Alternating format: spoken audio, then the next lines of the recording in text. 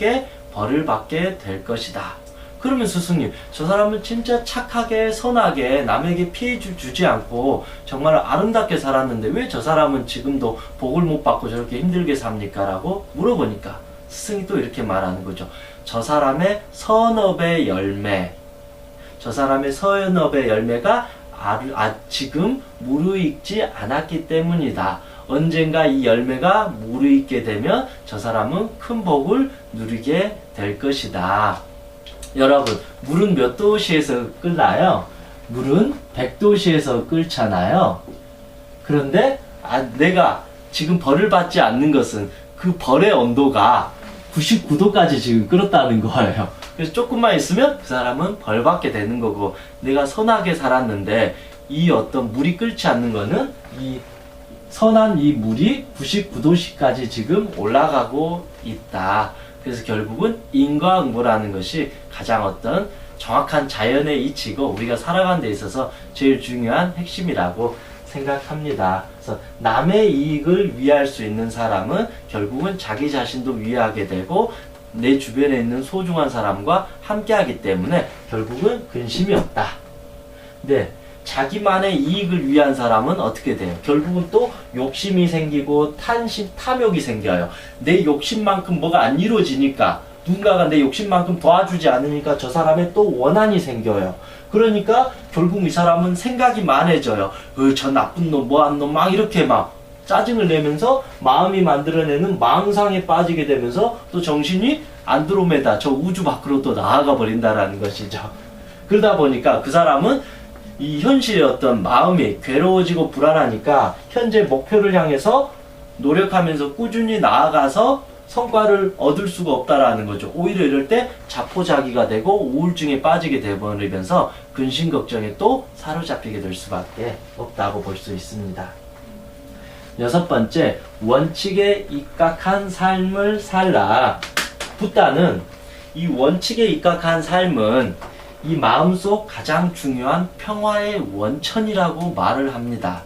원칙에 입각한 삶은 내가 가장 근심 걱정하지 않는 평화의 원천이다. 마음이 가장 행복해지고 안정화되는 가장 중요한 원칙이라는 거죠. 이 원칙에 입각한 삶은 어떨까요? 이거는 결국은 어찌 보면 정직한 삶이죠. 이게 우리가 그러잖아요. 정직하면 안 된다. 착하면 안 된다. 그렇게 하면 왠지 손해본다. 요즘에 그런 말들을 많이 하잖아요. 그런데 편법을 쓰고 남을 거짓말 해가지고 이간질을 시켜서 권력자한테 어떤 아부를 해서 어떤 빨리 올라갈 수는 있거든요. 편법을 저지르게 되면. 그런데 항상 편법을 저지르고 올라가는 것은 항상 결국은 진실은 침몰하지 않는다. 그래서 밝혀지기 때문에 결국은 이 사람들은 나중에 이 모든 것을 잃어버리게 된다. 원칙에 입각한 삶은 자기 스스로가 정당하고 떳떳해요. 어떠한 일이 있어도 나는 위태롭지가 않다. 왜냐하면 내 자신이 부끄러운 게 없기 때문에 어느 누구가 나를 비난하고 비방하고 끌어내리려고 해도 나는 위태롭거나 피해를 보지 않는다. 왜냐하면 내 스스로 항상 원칙을 정확하게 지키면서 왔기 때문에 설령 누군가가 비난을 한다 할지라도 아니면 비난을 할 수가 없다라는 거죠. 비난하려고 하는 저 사람들조차도 이 원칙에 입각한 내 자신을 인정을 할 수밖에 없기 때문에 원칙에 입각한 삶은 결국은 근심 걱정을 하지 않는다.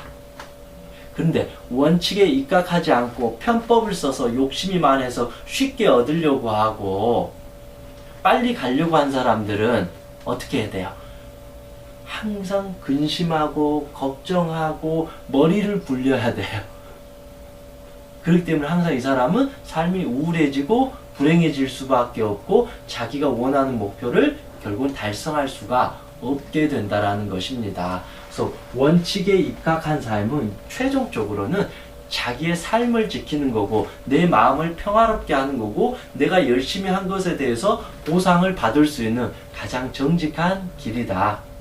아무리 요즘 세상이 요즘 최순실 사태로 해서 정말 어떻게 이럴 수 있냐 그럼에도 불구하고 물론 잘못된 사람은 벌을 당연히 받아야 되겠지만 항상 내가 정직하게 묵묵하게 살아간 사람들은 항상 위태롭지가 않다. 아무리 사회가 이렇게 혼란스럽고 어렵다 할지라도 나는 꾸준히 내 스스로 정당한 방법으로 가게 된다라면 항상 내가 원하는 삶을 살게 될 것이고 설령 이 목표가 조금 늦을지라도 내 마음은 항상 근심 걱정에 사로잡히지 않고 평화롭게 행복하게 내 삶을 만들어 갈 수 있다. 그게 1년, 2년, 10년 쌓이다 보면 나중에는 많은 사람들이 나를 더 인정해주고 알아줄 수밖에 없다. 그래서 빨리 가려고 하지 말고 하나하나 단계를 밟고 올라가는 것이 근심에 빠져들지 않는 거다. 빨리 가려고 하는 것은 결국은 이렇게 돼버리는 거잖아요. 엘리베이터 타고 올라가는 거잖아요. 고속으로 엘리베이터를 타고 올라가는 건데 이 엘리베이터가 고장나버리면 어떻게 돼요? 한순간에 바닥으로 떨어지게 된다. 그런데 내가 정말 조금 힘들더라도 이 계단이 1000계다, 이 계단이 10,000계다 할지라도 오늘 하루 묵묵히 한 계단 한 계단 올라간 사람은 어떠한 일이 있어도 내려갈 수가 없다. 엘리베이터는 고장이 나가지고 오류가 생길 수 있고 항상 위험하지만 내가 올라간 계단은 영원히 무너지지 않는다. 이제 마지막으로 근심에서 벗어나는 방법, 생로병사는 자연의 법칙이다. 이것을 바로 받아들여라. 생로병사라는 게 무엇인지 여러분도 아시죠? 생은 그냥 태어나는 거잖아요. 내 어머니, 아버지의 도움으로 인해서 나라는 생명이 태어난 거. 로는 늙어가는 거잖아요. 병은 이제 나이가 들면서 이제 병드는 거고, 나이가 들었으니까 어떻게 돼요? 결국은 죽는 거죠. 이것이 자연의 법칙임을 받아들이고 순응해야 된다라는 거죠. 그렇지 않으면 엄청난 근심이 생겨요. 제가 하나씩 풀어볼게요. 내가 태어났어요. 그런데 나는 왜 이런 돈도 없는 집안에 태어났어? 왜 나는 이렇게 무능력한 집안에 태어났어? 왜 우리 엄마는 이래? 왜 우리 아빠는 이래? 왜 나는 이렇게 못생기게 태어났어? 왜 이렇게 나는 키가 작고 이게 바로 엄청난 근심이잖아요. 근데 이렇게 태어난 거를 그냥 받아들일 수밖에 없다라는 거죠. 이게 어찌됐든 이 자연의 법칙이고 우주의 법칙이고 내가 이렇게 태어난 거에 대해서 근심 걱정하고 짜증낸다고 해서 달라지지가 않는다. 바위 틈에 자라난 나무를 보세요. 그 나무도 그렇잖아요. 왜 나는 재수없게 하필이면 이 돌덩어리 같은 바위 틈에 씨앗이 뿌려져 가지고 이 고통스러운 삶을 살아야 돼. 과연 그럴까요? 이 다람쥐는 겨울에 왜 지금 도토리가 없는 거야? 짜증나. 왜 나는 이렇게 도토리가 없는 산에서 살고 있는 거야? 과연 이렇게 근심 걱정하고 살까요? 아니라는 거죠. 이 바위 틈에 뿌려진 이 씨앗도 어떠한 방법을 강구해서 자신의 생명의 이 자연의 법칙을 받아들이면서 최선을 다해서 뿌리를 내리고 줄기와 열매를 이렇게 만들어 간다라는 거죠. 태어나는 것 그대로의 그것을 감사하고 이 어떤 목적을 향해서 나아가게 되는 게 맞다. 근데 이거를 불만을 갖고 근심 걱정을 하고 이거를 화를 내버리면 내가 왜 태어났을까? 차라리 태어나지 말았어야 됐는데 이래버리면 우리는 평생 마음의 고통에 빠지게 된다. 그리고 나이 들어가는 거 당연하잖아요. 제가 얼마 전에 한 3일 전에 친구들하고 스키를 탔어요. 보드를. 저는 스키는 잘 탔는데 보드는 처음 타봤거든요. 제가 20대 때 저는 스키를 엄청 잘 탔어요. 그때는 저도 이제 운동선수였으니까 막 하루 종일 타도 다리도 안 아프고 날 새서 타도 다리도 안 아프고 너무 즐거웠거든요. 그리고 금방 배우고 했는데 그런데 저도 이제 40에 이제 가까워지니까 그 하루 탔는데 정말 힘들었어요. 와, 내가 이제는 늙었구나. 20대 몸하고 지금 다르구나. 깜짝 놀라게 됐어요. 제 마음은 여전히 20대 그때의 기억을 갖고 있었는데 아, 내 몸이 이제는 예전과 다르구나라는 것을 이제 느끼게 되면서 아, 이거를 받아들여야 된다라는 거죠. 왜 나는 나이가 들어서 예전처럼 이게 몸이 이렇게 잘 움직여지지 않는 거야? 왜 나는 이제 금방 지치는 거야? 그런 식으로 해버리면 안 된다라는 거죠.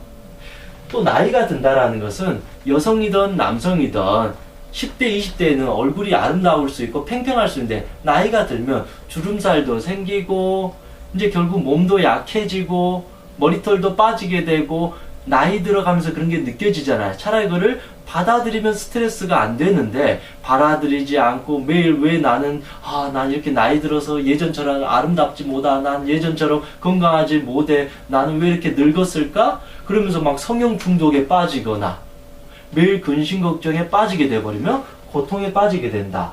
모든 사람은 태어남이 있으면 결국은 늙어가는 거다. 생명이라는 것은 태어남이 있었으면 결국은 어느 정도 성장기를 거치면서 늙어가면서 죽음을 향해서 가는 것은 자연의 이치인데 그것을 받아들이지 못하면 고통이 시작된다. 생로병. 또 나이가 들다 보면 결국은 이제 병이 생길 수가 있는 거죠. 무릎을 많이 쓰니까 나중에는 이제 무릎이 아픈 거죠. 계속 일을 했으니까 나중엔 결국은 허리도 아픈 거죠. 이 간이든 폐든 우리의 몸의 모든 것도 결국은 그 기능이 약화될 수밖에 없다. 결국은 눈도 계속 보다 보니까 시력이 약해질 수도 있고 몇십 년 계속 귀를 썼으니까 귀가 약해져서 병이 들 수밖에 없다. 이거에 대해서 너무 고통을 받고 왜 그럴까? 그런 마음을 가지면 가질수록 고통을 받게 된다. 모든 인간은 조금은 늦출 수는 있겠지만 자기가 열심히 운동하고 관리해서 조금은 늦출 수는 있겠지만 결국은 인간은 병이 들 수밖에 없다. 그거는 당연한 자연의 이치다. 이것을 받아들여야 된다. 그리고 마지막 길은 이제 죽을 사죠. 죽는 거. 저 역시도 나중에 몇십 년 있으면 죽게 되는 거죠. 모든 인간의 첫 번째 원칙은 태어남이 있으면 결국은 죽는다. 그래서 죽는 것을 두려워하면 안 된다. 왜냐하면 나뿐만 아니라 이 전 세계 모든 사람이 결국은 언젠가는 죽게 된다. 나도 죽고 내 부모님도 죽고 내 친구도 죽고 내 모든 사람도 다 죽을 수밖에 없는 게 생명의 시작과 끝이기 때문에 이 죽는다는 것에 대해서 두려워하지 말라. 왜냐하면 내가 두려워한다고 해서 근심 걱정한다고 해서 내가 200년 살고 1000년 만년 사는 게 아니라 길어봤자 결국은 100년이기 때문에 우리는 무조건 죽는다. 죽는다라는 것은 정확한 사실이잖아요. 죽는다라는 것은 어길 수 없는 사실이에요. 이거는 불가능한 거예요. 그러면 이거는 두려움이 아니라는 거죠. 이거는 정해진 거기 때문에 어떻게 해야 될까요? 무조건 수용하고 받아들이는 수밖에 없다. 즉 그래서 인간이 갖고 있는 이 생로병사를 자연의 법칙으로 순응하고 받아들이게 되면 결국은 우리가 갖고 있는 모든 근심에서 우리는 해방될 수밖에 없다. 그래서 현대 심리학이든 어떤 종교 활동이든 수행이든 명상이든 자기초면에서 가장 중요한 핵심 개념이 뭐냐면 바로 수용입니다. 수용, 받아들임, 지금 이 순간에 나를 그냥 감사히 여기는 것이 바로 근심에서 벗어나는 것이라는 것입니다. 그렇게 했을 때 우린 더 이상 걱정하지 않고 좀 더 우리의 삶을 행복하게 만들어 갈 수 있다. 저는 이제 그렇게 생각을 해봅니다. 무소유로는 행복해질 수 없다 책에서 다음에 7가지를 이제 붓다의 어떤 말씀을 인용해서 이렇게 말을 해봤습니다. 그래서 마음이 만들어내는 망상에 빠지지 마라. 절대 쉽게 추측하지 마라. 마음이라는 것은 정확한 사실과 결합되지 않으면 망상이 되고 결국은 우리의 어떤 생각은 우주로 빨려들게 되면서 어떠한 것도 해결하지 못하는 결국은 근심 걱정의 구렁텅이 속에 빠져버리게 된다. 욕심과 원한을 갖는다는 것은 무조건 내가 불행해질 수밖에 없다라는 것을 기정사실화할 수밖에 없다. 세 번째, 내가 행복해지기 위해서는 지금 내 목표를 향해서 열심히 전진하고 그 전진한 만큼 노력을 통해서 성과의 기쁨을 마음껏 만끽해라. 그것이 내가 몸을 지닌 존재로서의 어떤 가장 큰 또 하나의 행복이 될 수 있다. 그러면 근심 걱정하지 않는다.